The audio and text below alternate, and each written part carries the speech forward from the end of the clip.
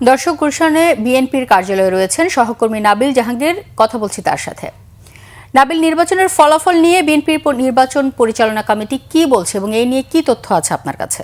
রৌনক, বিএনপির যে ভূমিধস বিজয় তারপর থেকে কিন্তু আমরা দেখেছি দলের বিভিন্ন যারা নেতৃবৃন্দ রয়েছেন তারা কিন্তু এই বিজয়ের যে সাফল্য সেটি সাধারণ জনগণকে কিন্তু তারা সেটি বলছেন যে তাদের যে অবদান তার কারণে এই বিজয় সম্ভব হয়েছে। এবং তারা বলছেন যে শুধুমাত্র ভোট দিয়ে নয় বরং ভোট কেন্দ্র পাহারা দিয়ে এবং সেই বিজয় নিয়ে ঘরে ফেরার মধ্য দিয়ে কিন্তু সাধারণ জনগণের সমর্থন এবং ভালোবাসার ফলেই বিএনপির এই ভূমিধস যে বিজয় সেটি সম্ভব হয়েছে। এবং বিএনপির যিনি মুখপাত্র রয়েছেন নির্বাচন পরিচালনা কমিটির, তিনিও কিন্তু গণমাধ্যমের সাথে কথা বলেছেন এবং তিনিও কিন্তু এই কথাটি কিন্তু বলেছেন। এবং সেই সাথে যিনি স্থায়ী কমিটির সদস্য সালাউদ্দিন আহমেদ, তিনিও কিন্তু গণমাধ্যমের সাথে কথা বলেছেন এবং তিনিও কিন্তু সেটি বলছেন যে জনগণের ভোটেই যেহেতু বিএনপির এই বিশাল বিজয়, তাই জনগণের যে আকাঙ্ক্ষা সেটি বাস্তবায়নেই আসলে কাজ করবে বিএনপির পক্ষ থেকে যেটি বলা হচ্ছে, এবছর এই নির্বাচনে যেহেতু তরুণ ভোটারদের সংখ্যা অনেক ছিল এবং তাদের একটি বড় অবদান রয়েছে বিএনপির এই বিজয়ে, সেই ক্ষেত্রে তরুণদের যে আশা আকাঙ্ক্ষা বিএনপির যে কার্যক্রম তাতে সেটি প্রতিফলিত হবে সেটি কিন্তু তারা বলেছেন।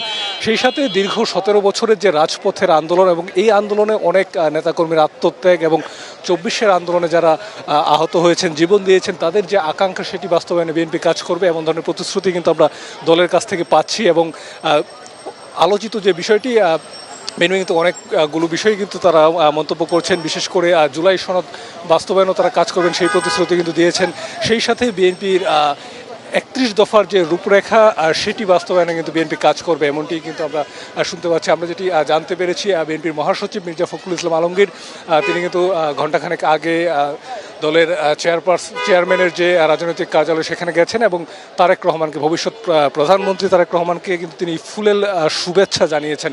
এবং বিএনপির আপনি নিশ্চয়ই দেখতেই পাচ্ছেন অসংখ্য নেতাকর্মী এবং সমর্থক তারা কিন্তু গুলশানের যে কার্যালয় তার সামনে দীর্ঘক্ষণ ধরে অপেক্ষা করছেন। যদিও দলের পক্ষ থেকে বলা হয়েছে কোনো ধরনের বিজয় মিছিল কিংবা শোভাযাত্রা না করতে, অর্থাৎ বিএনপি কিন্তু এক ধরনের দলের পক্ষ থেকে এক ধরনের সংযমের নির্দেশনায় কিন্তু যারা ভক্ত সমর্থক এবং কর্মী রয়েছেন তাদের দিকে সেই বার্তা দেওয়া হয়েছে।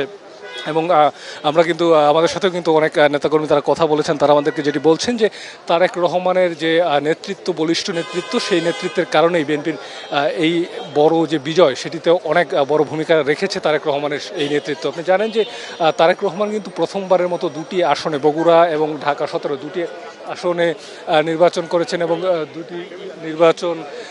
দুটি আসনে কিন্তু তিনি বিজয় লাভ করেছেন এবং প্রথমবার নির্বাচনে অংশগ্রহণ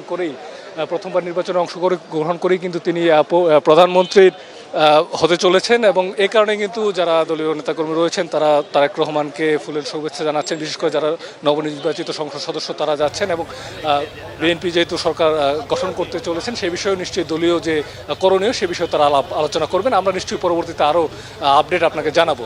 রৌনক, নাবিল, আপনাকে ধন্যবাদ। দর্শক, বিএনপি গুলশান কার্যালয় থেকে সংযুক্ত ছিলেন সহকর্মী নাবিল জাহাঙ্গীর।